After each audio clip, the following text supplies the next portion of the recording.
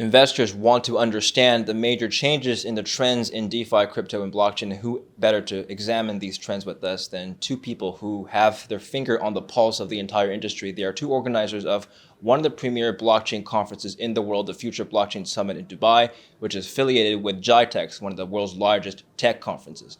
With me today is Oscar Wendell, Senior Manager of FBS, and Sunita Khatri, who is the Commercial Director. Pleasure to host you both. Thank you for joining me this morning. Thank you for having us. I want to first talk about what FBS is for those people who may not have attended. I've attended twice, one of my favorite blockchain conferences. I like the diversity, I like the scope, I like the seriousness of the event, and I liked how industry leaders from all around the world attend. Why do they attend? What is the mission of this conference? So the Future Blockchain Summit was launched in 2018 with Smart Dubai. Now it's called Digital Dubai, with a view of implementing the Dubai blockchain strategy, which is applying blockchain technology across government sectors. And just to clarify, this is organized by the Dubai government? That's right. It's organized with the Dubai World Trade Center. Okay. And the intention was to obviously launch the strategy along with the Future Blockchain Summit. This was way back in 2018. And since then, the show has evolved in a lot of ways. Last year, we had the event alongside GITEX, which is, we're part of the Technology Week. What is GITEX, very quickly? GITEX is one of the largest technology events in the world. Yes. It's been running for 42 years now, and it's perhaps the most premium technology event in the space, and across different sectors. I'm not limiting to anything, but it's telecoms, mobility, AI, cloud, smart cities. A lot of new technology debuted at GITEX. Last year I was there, there's a flying car.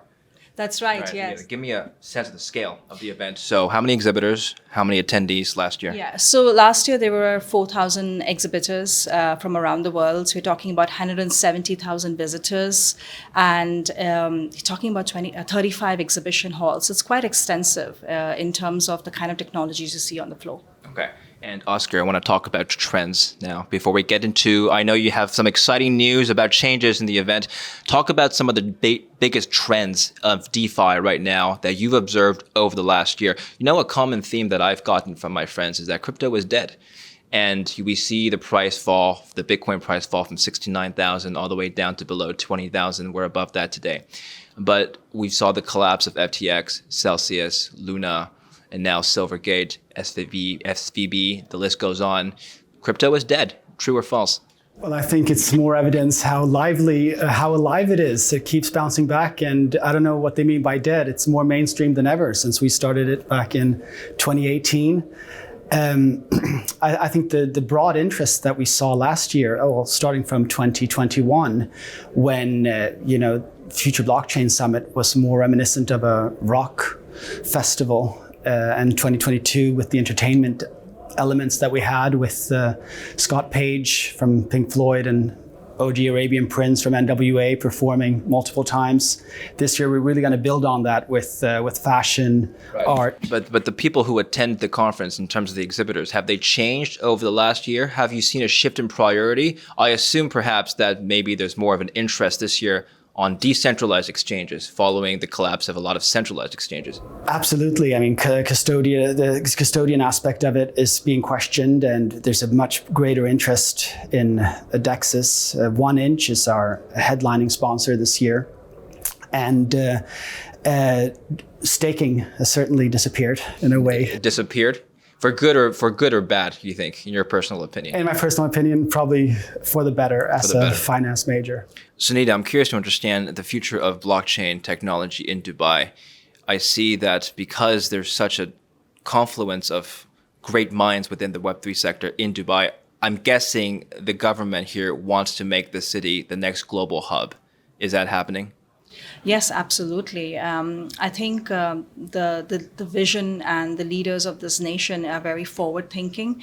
There are a number of strategies that have been placed, especially, I would say, the Web3 and the Metaverse strategy that was launched last year, which really helps us frame how we want the Future Blockchain Summit to go forward as well.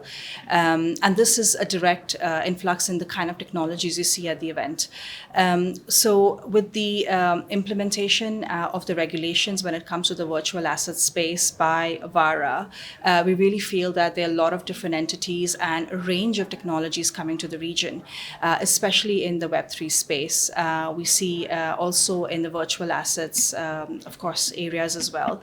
And I think that really helps us shape the event. You're actually presenting at another premier blockchain conference, the Paris Blockchain Summit.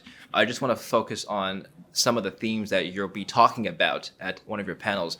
One of them being Web3 privacy and Web3 perhaps concerns that people might have. Tell us about that. Yeah, I think this is a very ethics would be another theme. Yeah, a very popular topic to talk about when it comes to Web3, privacy and owning your own data. Well, I think something that is rarely touched upon, the elephant in the room, that there is a lot of scams when it comes to crypto, and that's really the most serious ethics to deal with, and how to protect consumers that are investing in coins and also investment in general, that there is transparency and reporting. That is the role of the regulators, and harmonizing the reporting of the companies. So it's up to the regulators to protect us, is basically your review from scams? Not just. I think just because crypto is new doesn't mean that you should have a tolerance for not having the kind of stringent expectations that you have of any industry. I mean, if you open a food truck somewhere, you have quite a lot of expectations on hygiene. Now, speaking of the participants of the show, give us a few highlights of the people that are coming next year, influencers, and perhaps some. You always feature artists and famous celebrities who every year it's somebody different. Can you give us a teaser of who's coming this year? Well, we hope to bring back many of your friends that you introduced us to, David. Right. Yeah. Okay. Altcoin Daily was a big success. Yeah, they're great. Brian Rose, we're meeting him in Paris next week. And BitBoy Crypto. Yeah. I mean, what I really loved about the show last year was all these really controversial personalities, and that's where crypto is moving. It's become entertainment to a great extent. How are they controversial? Well, they have they're artists, right? I mean, their YouTube channels are they're not boring commentary, that's for sure. Just on a note on the authenticity, I would say, of the conference, I think a lot of people would like to understand for themselves how to pick legitimate projects to invest in. And I know you're not investors, but you have a vetting process for selecting exhibitors at your conference. They're not scams. Why are they not scams? How do you know they're not scams? Tell us about the vetting process, some of the criteria you look for, some of the red flags. Yeah, absolutely. So, I mean, as a government organizer of the Future Blockchain Summit, we obviously have to be extra careful in the kind of projects we take on board, because we're obviously in close partnership with the VARA as well. So it's a very regulated space. The way we actually go about doing this is there are some instant flags that you would see sometimes. If you go onto the website, there would be some questionable returns, and then you do a bit of a research on the project itself. Questionable returns, like they promise you X amount of returns. Yes, absolutely. And then we use a tool called the World Check as well, which kind of helps us to actually filter out who could be the questionable companies. We also work with the government themselves. We work with the Dubai Police. We work with the regulators over here to kind of also understand if there is a company that we would like to have on the show or not. So there are these multiple ways of doing this. Mm-hmm. I suppose you don't have this problem, but a common concern that I hear from investors is that if the project originators or the organizers are anonymous, is that a concern? Yes, absolutely. You need to know who are the founders and who are the faces behind them. If that is which is not obviously there on the website, or you're not able to get hold of them and have a conversation with them about what their project is, and the deeper you dig into them and the more vague the answers are, you kind of know that this is not really a good project, or a scam.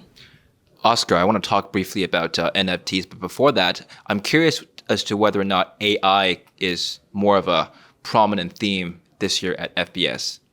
Massively. I mean, who isn't talking about ChatGPT and how it's being mainstreamed into all kinds of tools?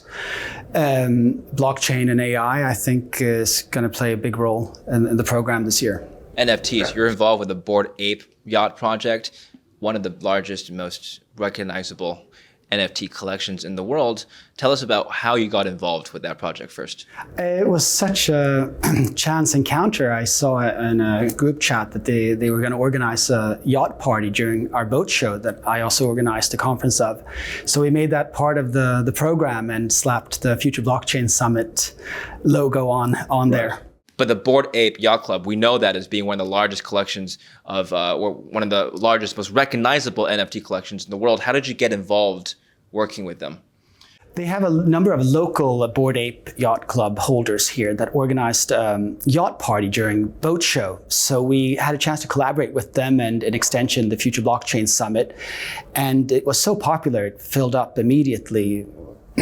Thousands of people wanted to come. So we did an after party at the Sumo-san restaurant downtown. And we're planning to, again, do that during the Future Blockchain Summit in October. What have you learned working with them about the NFT space? I really got a new appreciation for NFTs and its function as a club. And there were 5 NFT Bored Yacht Club NFT holders that were part of the party, and we used their Bored Apes in the branding of the party with foam cutouts and a photo backdrop, and it was quite fun to see like these people are behind these NFTs. They became like a celebrity by association of them. And okay. I want to move back to you, Sunita. Tell us about some of the changes you're making this year. I understand you're changing venue. Why? Yeah, absolutely. We are moving this year the Future Blockchain Summit along with 2 other events, which is the Fintech Surge and North Star, which is a startup festival. So all of these events are moving to Dubai Harbor, which is an exciting new location for us. It's nice, it's in the marina. You have that amazing skyline. We have the opportunity over here, unlike the previous location, to do community events, to do a networking functions on site at the show, which was really lacking. And that's what the blockchain space is all about. It's about meeting with new people, entertainment. So this is going to be a big part of what we want to do at the Future Blockchain Summit this year. Okay. Any closing words? well, this is going to be bigger and better than ever, and that's saying a lot. Well, yeah, that is saying a lot. Good. Best of luck in the organization process. I know you still have a few months. The conference is when exactly? October the 15th to the 18th. All right, so we'll do a follow-up before then. Thank you very much for joining me today. Thank you, David. Thank you so much. Appreciate it. Thank you for watching.